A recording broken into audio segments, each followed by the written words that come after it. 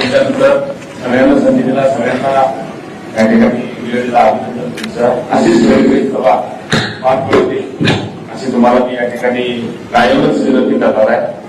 माझी सन्मान्य सभागृहातील सगळ्या सदस्यांना विनंती आहे की सगळ्याच शैक्षणिक धोरणासंदर्भात, पटसंख्या वाढीसंदर्भात सगळ्याच मुद्द्यांना बऱ्यापैकी यांनी स्पर्श केलेला आहे. हे बघितल्यानंतर सगळ्या सदस्यांची इच्छा आहे, महिला नगरसेविकांची इच्छा आहे की पटसंख्या वाढली पाहिजे, आपल्या मराठी शाळेचं अस्तित्व जिवंत राहिलं पाहिजे. पूर्वी आपल्या शाळा जवळजवळ 56 होत्या, त्या आज 33 वर आलेल्या आहेत. पूर्वी आपली पटसंख्या 27,000 होती, त्या जवळ 6,500 ते 7,000 इतक्या खाली या ठिकाणी पटसंख्या आलेल्या आहे. आपल्या लालनगर परिसर असून ते, आमचा शापूरवाडी परिसर असून ते, या परिसरामध्ये सर्वसामान्य वस्ती असल्यामुळे पटसंख्या थोडी आपल्याकडे जास्त आहे. परंतु आज न उद्या ती पटसंख्या या ठिकाणी कमी होण्याची दाट शक्यता आहे. सगळ्यांनी सांगितले इन्फ्रास्ट्रक्चर, स्वच्छता, निर्मितपणा, इमारती ही खरंच काळाची गरज आहे.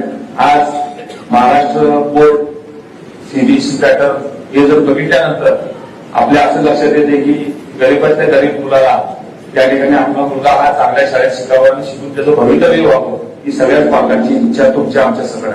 आणि राजीव गांधी विद्या मंदिर क्रमांक 55 या शाळेत मी शाळा शिकलोय. शापूरचे आपल्या मराठी शाळेत वडील उपनालाच असताना मी मराठी शाळेमध्ये त्या ठिकाणी शिक्षण माझं पूर्ण केलेलं.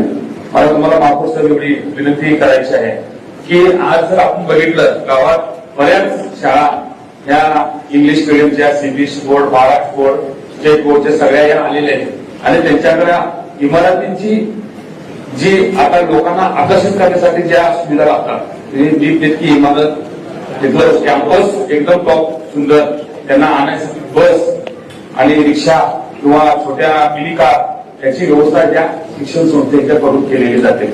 आज त्या संदर्भात आपण एखादा निर्णय धोरण आपल्या महापौरांच्या कारकिर्दीमध्ये व्हावा अशी प्रामाणिक इच्छा आहे की आपण देखील जिथं पटसंख्या जास्त आहे ते आणखीन वाढावी, जिथं कमी आहे तिथं वाढ व्हावी. यासाठी आपण देखील ओमनी गाडी असेल किंवा एखादी बस असेल, स्कूल बस, आपण नको त्या गोष्टीवर बराच खर्च या ठिकाणी आपण करत असतो, परंतु ह्या गोष्टी देखील आपण केल्या पाहिजेत असं एक माझं प्रामाणिक मत या ठिकाणी आहे.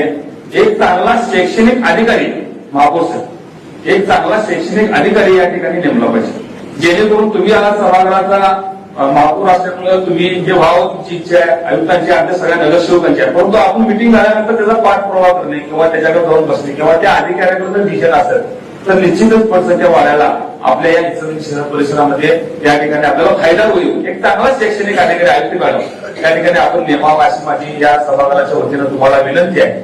मला या ठिकाणी सगळ्या सभागृहाचं लक्ष वेधायचं आहे की सन्माननीय खासदार